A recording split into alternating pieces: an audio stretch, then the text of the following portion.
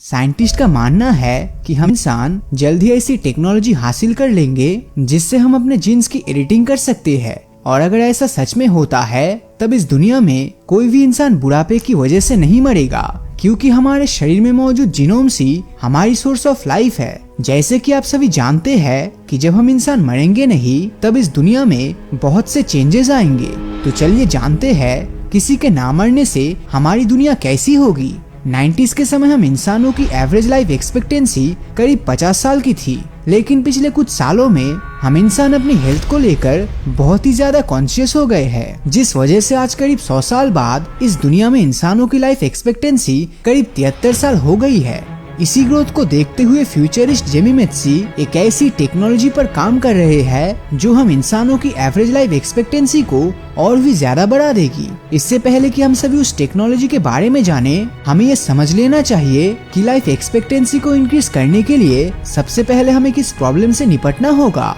तो उस प्रॉब्लम का नाम है एजिंग, जो कि हर इंसान की मौत की सबसे बड़ी वजह होती है। और शायद इसी कारण से आज दुनिया भर में एजिंग के बेसिक्स मैकेनिज्म को लेकर डिबेट चल रही है, क्योंकि साइंटिस्ट से लेकर बड़े बड़े रिसर्चर्स को बस यही जानना है कि क्या एजिंग सिर्फ एक कॉम्प्रिहेंसिव चीज है या फिर ये बॉडी के अलग अलग पार्ट्स में होती है। अब अगर साइंटिस्ट इस बारे में नहीं जानेंगे तब उनके लिए ये समझना बहुत ही मुश्किल हो जाएगा कि बॉडी को ग्रोथ मोड से रिपेयर मोड में कैसे लाया जा सकता है। अब उस टेक्नोलॉजी के बारे में बात कर लेते हैं जिससे हम इंसान अपनी लाइफ एक्सपेक्टेंसी को काफी हद तक इंक्रीज कर सकते हैं। उस टेक्नोलॉजी का नाम है जीन एडिटिंग, जिसके अंदर क्रिस्पर यानी clustered regularly interspaced short palindromic repeats और इस मेथड का यूज होगा जो हमारे जीनोम को बिल्कुल वैसे ही कट और पेस्ट करेगा जैसे हम कंप्यूटर के MS वर्ड में कॉपी पेस्ट करते हैं। दरअसल जीनोम हमारी लाइफ का सोर्स कोड है और क्रिस्पर की मदद से न सिर्फ हम जीनोम के सीक्वेंसेस को चेंज कर सकेंगे,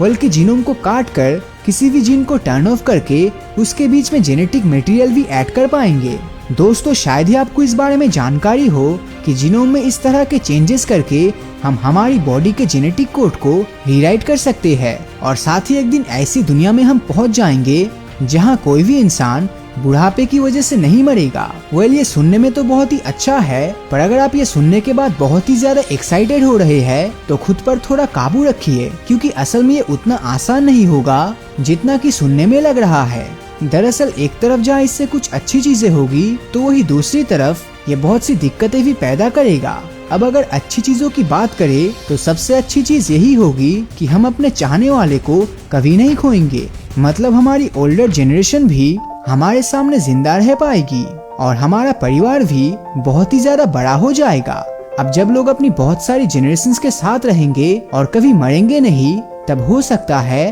वो आने वाले फ्यूचर के बारे में चिंता करने लगे। और अगर ऐसा सच में हुआ तब क्लाइमेट चेंजेस जैसी बड़ी प्रॉब्लम भी खत्म हो जाएगी। खैर, ऐसा नहीं है कि हम एक बार में ही सारी बुरी चीजों से निपट लेंगे, क्योंकि एजिंग एक तरह से कॉम्प्लिकेटेड चीज है, जिस वजह से सभी बुरी चीजों से एक बार में निपटना हमारे लिए बहुत ही मुश्किल होगा। हालांकि अगर हम एजिंग के सबसे खतरनाक पहलुओं से भी निपट लेते हैं तब भी हमें डिटोरिएटिंग बोन्स, मसल्स और माइंड जैसी प्रॉब्लम से जूझना पड़ेगा, जो कि बुरी चीजों की एक शुरुआत होगी। चलिए मान लेते हैं कि हम सभी बहुत ही ज्यादा समय तक जिंदा रह पाएंगे, पर इस बात में भी कोई दो राय नहीं कि एक सर्टेन एज पे आके हमें बहुत सी दिक्कतों का सामना करना पड़ेगा, क्योंकि जैसे जैसे हम बड़े होंगे हमें उतनी ही ज्यादा केयर की जरूरत होगी, जो कि इस दुनिया के केयर फैसिलिटी सिस्टम के लिए एक बहुत ही बड़ी परेशानी बन जाएगी। इतना ही नहीं, हमारे सामने रिप्रोडक्शन भी एक बड़ी चुनौती होगी, क्योंकि जैसे जैसे हम रिप्रोड्यूस करेंगे